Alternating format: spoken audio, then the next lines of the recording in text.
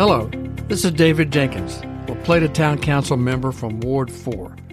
I will be your host for this podcast, providing updates about the La Plata Town Council meetings, issues we discuss, and those issues affecting you as residents, and other related activities and issues. You can also follow me on my Facebook page, D. Jenkins, LP, Town Council, Ward 4. Please note the Town Council has work sessions each month on the second and third Tuesday, with our business meeting on the fourth Tuesday. All meetings start at 6 p.m. using the Microsoft Teams platform. Meeting agendas can be accessed through our town website, and all meetings are recorded. So now let's get started with our latest update.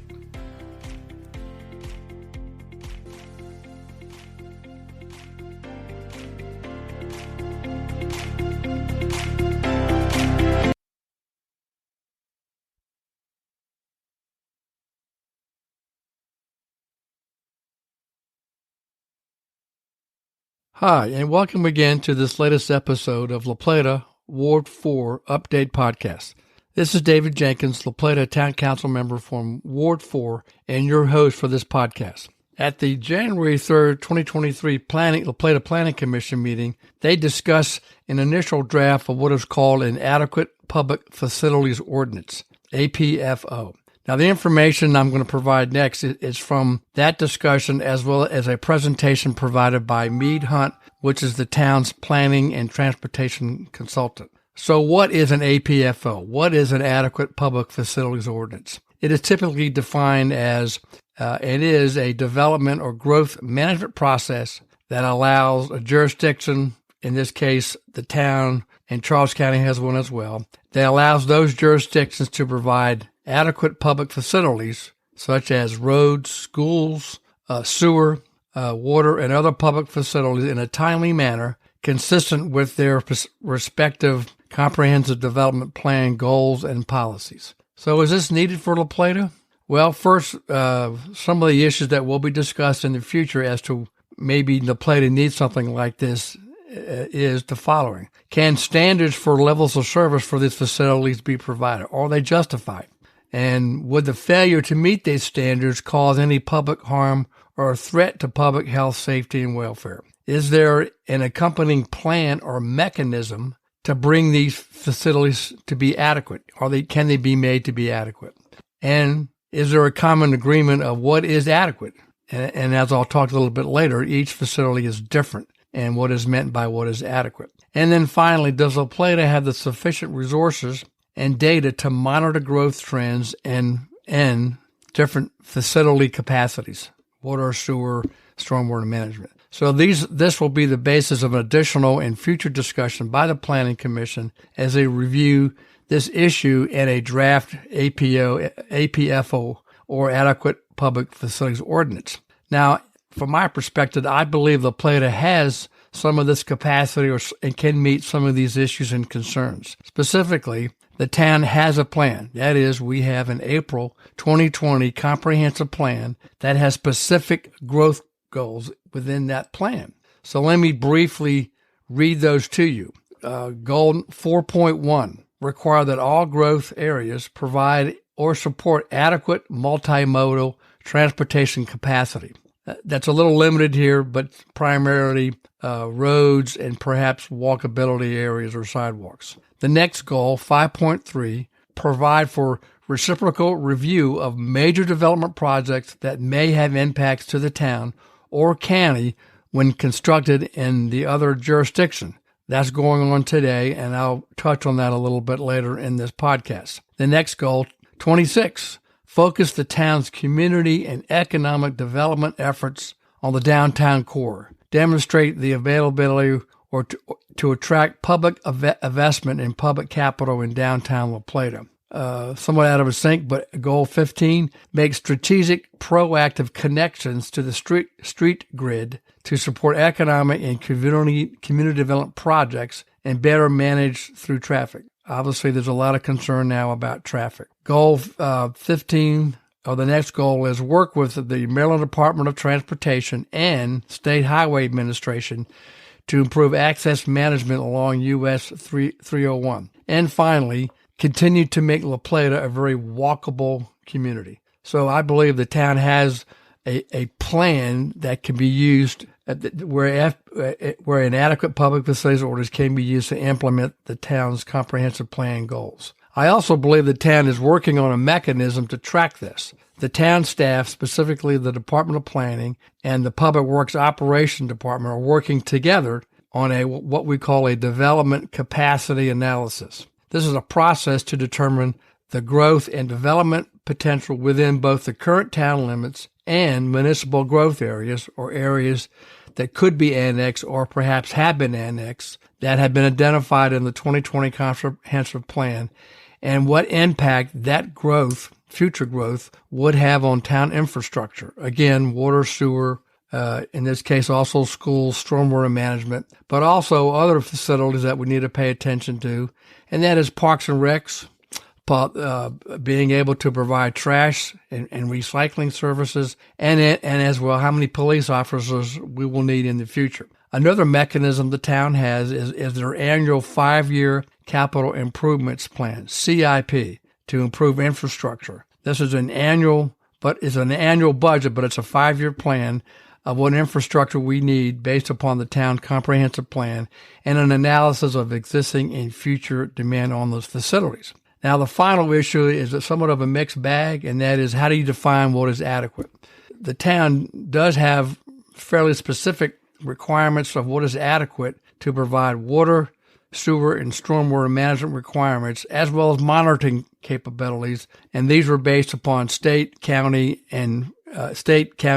requirements and review. So there are pretty good standards of how that has to be done by particularly state standards. However, with respect to road and traffic and what's adequate, we need to do additional research on that issue because it is also complicated because the town does not own or maintain many roads or streets in the town. Specifically, Maryland 6, Charles Street, and US 301 are state highways, so they maintain those highways. La Plata doesn't. Washington Avenue, Glen Albin, and Rosewicke Road are county roads.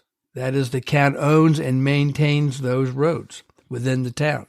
So therefore, the town is very dependent and must coordinate with state highway administration and the county to determine what is adequate and then what improvements are needed and when projects come into the town. This is the case now as Pine Grove, also formerly known as Heritage Green, continue to develop. They have provided a traffic impact study. It has to be updated, but they have to meet the state standards because the first access point will be on Charles Street, which is a state highway. So I just want to highlight that important issue.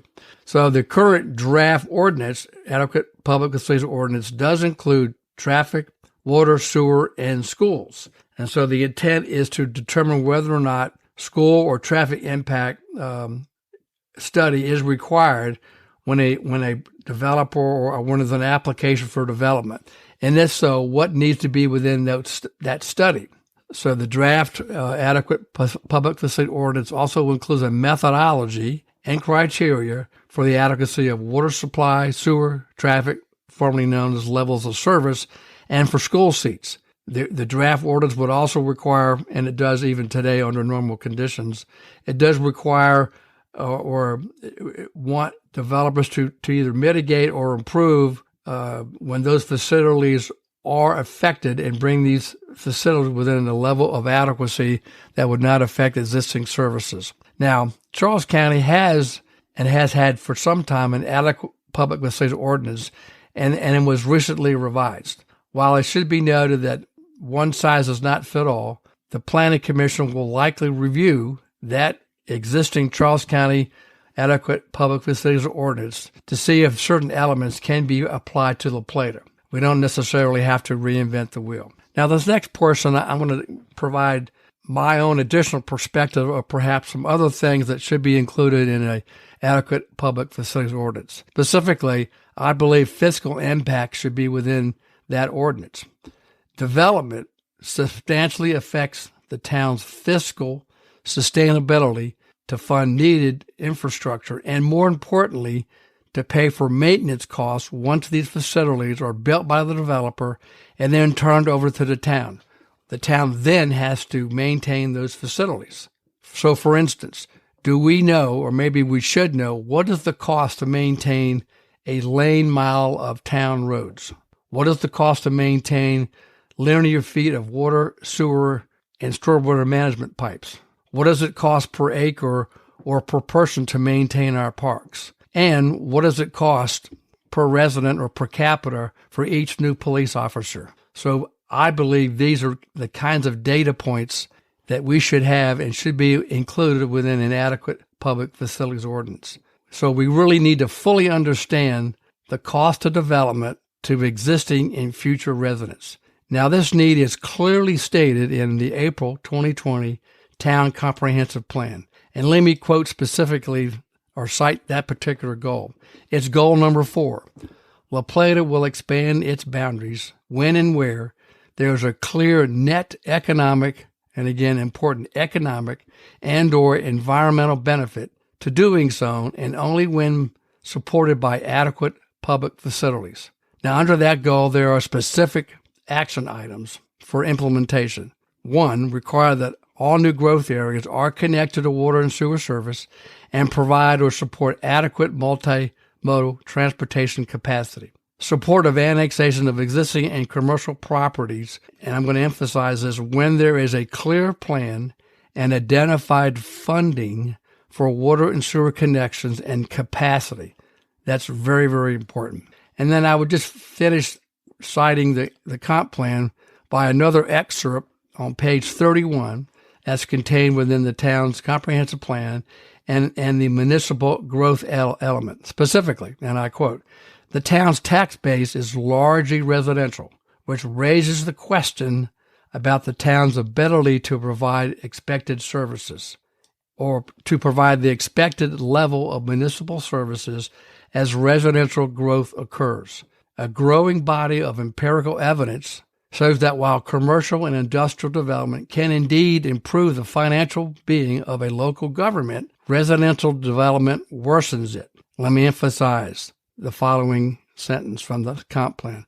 When residential development brings in, while residential development brings in new tax and fee revenue, it also brings demand for local government services which often exceeds the revenue generated by new houses. Ensuring that municipal growth yields diverse land use costs will be a critical evaluation point when considering potential growth areas. So again, that's another clear evidence to me that a fiscal impact process should be within our adequate public facilities ordinance. And frankly, if we don't ever get one, that should still be part of our review process. So just to let you know, I have forwarded these comments to the Planning Commission chair as well as the planning director after their January 3rd, 2023 meeting. Now, at the end, in my notes on this podcast, I'll provide you a YouTube link so you can watch the video of the January 3rd Planning Commission meeting, and I'll add additional fiscal impact references and resources. So in closing, let me ask for your engagement with this and other important issues affecting La Plata by attending virtually or in person Planning Commission and Town Council meetings. If you can't do that, those meetings are recorded and are available on YouTube, as La Plata has a YouTube channel. So I urge you and want you to be engaged in this and other important issues affecting the town. So as always, please email me with your questions and comments at djenkins@townlaplata.org. And again, I appreciate your interest. Stay safe, and again, have a great new year.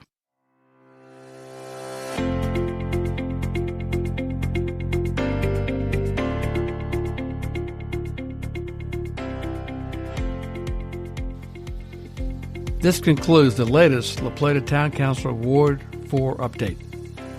I hope you find this podcast informative and useful. So let me know what you think. I look forward to speaking to you again and listening to your questions and concerns. To reach me, my email address is djenkins@townoflaplata.org, or my cell phone number is 301-263-3471. Thanks for listening. Talk to you soon.